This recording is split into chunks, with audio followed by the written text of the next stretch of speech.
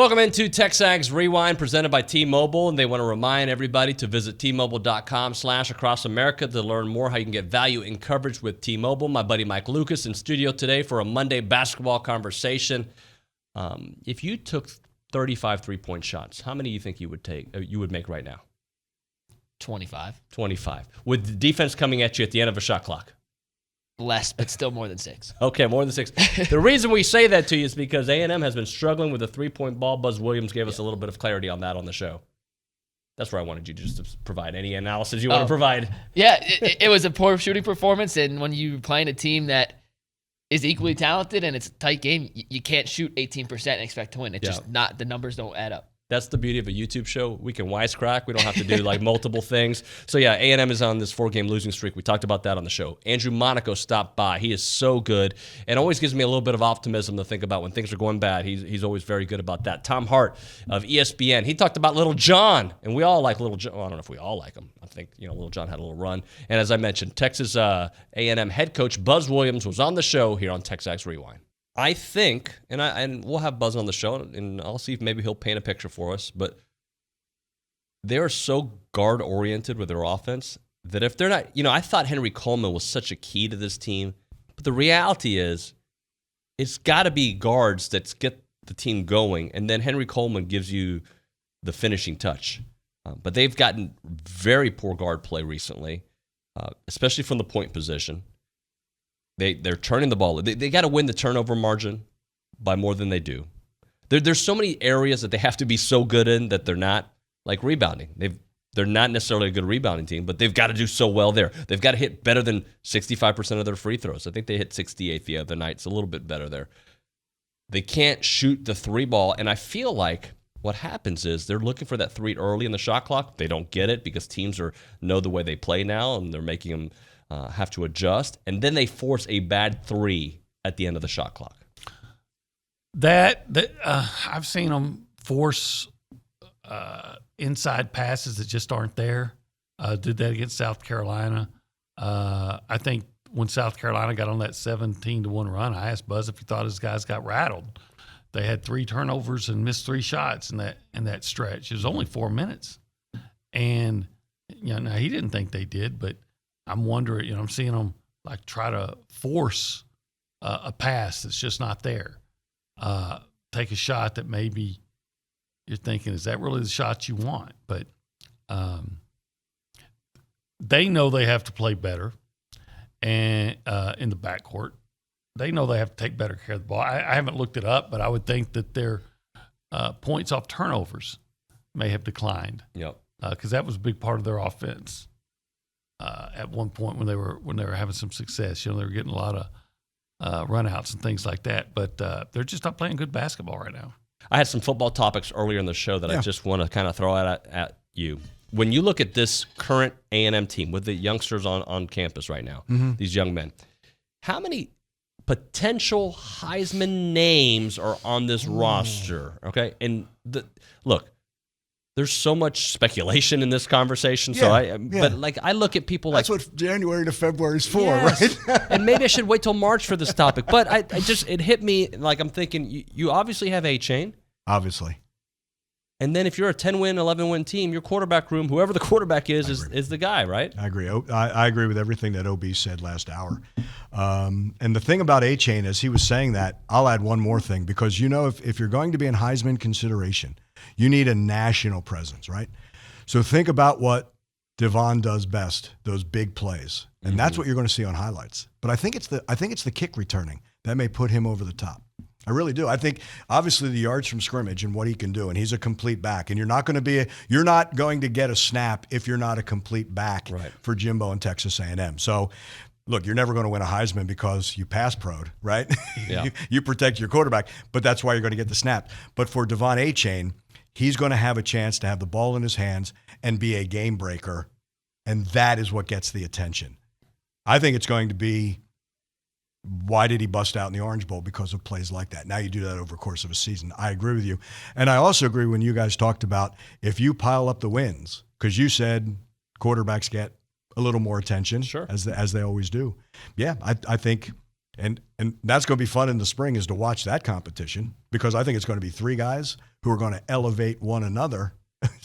and whoever's going to be number one is going to flat out earn that job come the fall. But I definitely see that. And then, you know what? Who knows what happens, because the Heisman, you always kind of look for that outlier, right? Could it be if someone in the secondary has a lot of picks? Sure. Is it a Woodson style, a Charles Woodson style?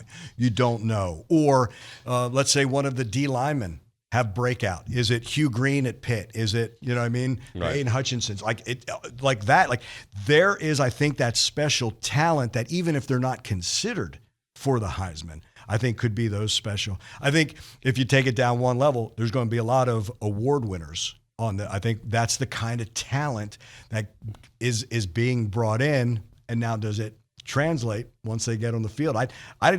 My guess is they can't wait to get on the field in the spring. And then that brings me to my next question, which I know you probably don't follow it as closely as Luch and Bronny here, but National Signing Day coming up Wednesday. There's still a chance for some more five-star madness on this roster. You know what I'm really getting happy with is people who are tired of A&M being number one in the recruiting rankings.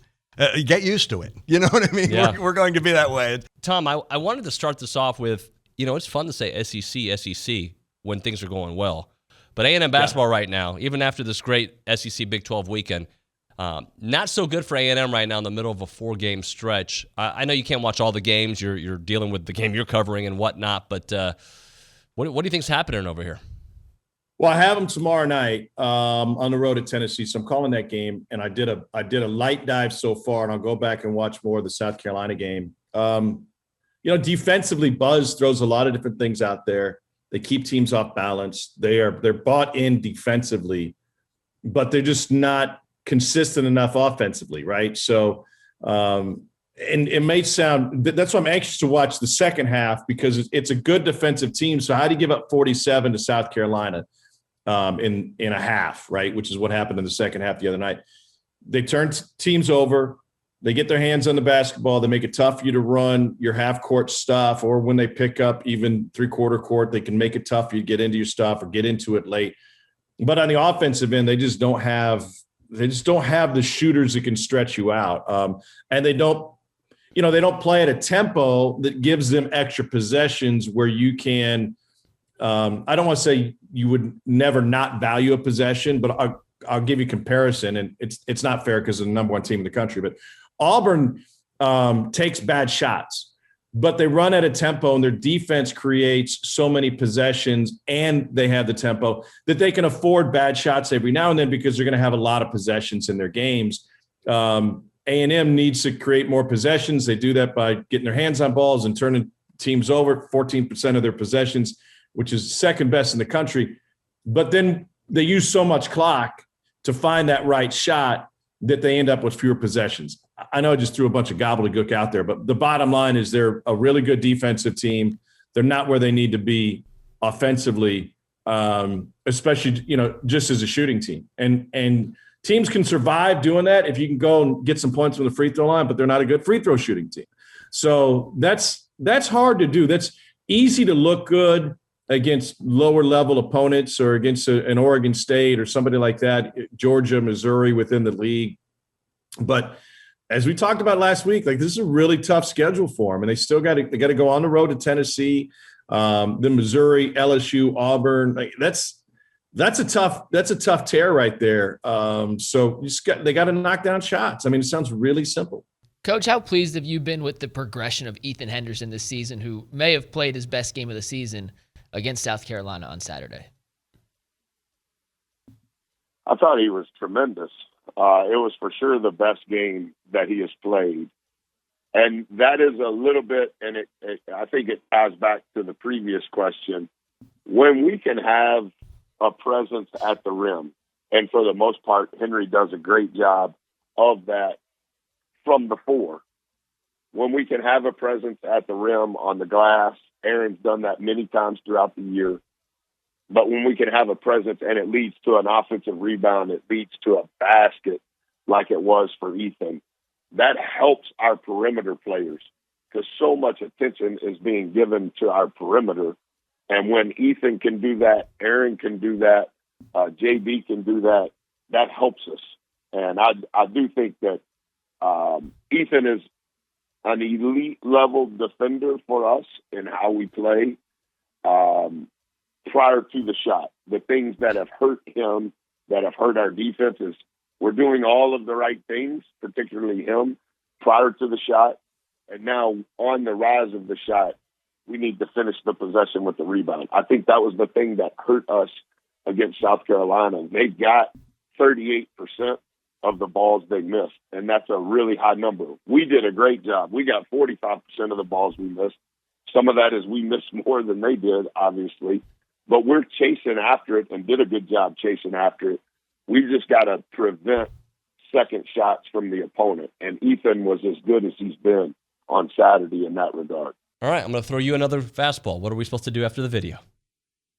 Say goodbye. Yeah, well, that's part of it. And like, subscribe, and comment to the YouTube channel. Yeah, and what else can we do? We can rate, review. Rate, review. Tell your uncle about it. Yep, tell your cousins. But not your little nephew. That kid always gets into trouble. Thanks so much for watching TexAgs Rewind, presented by T-Mobile.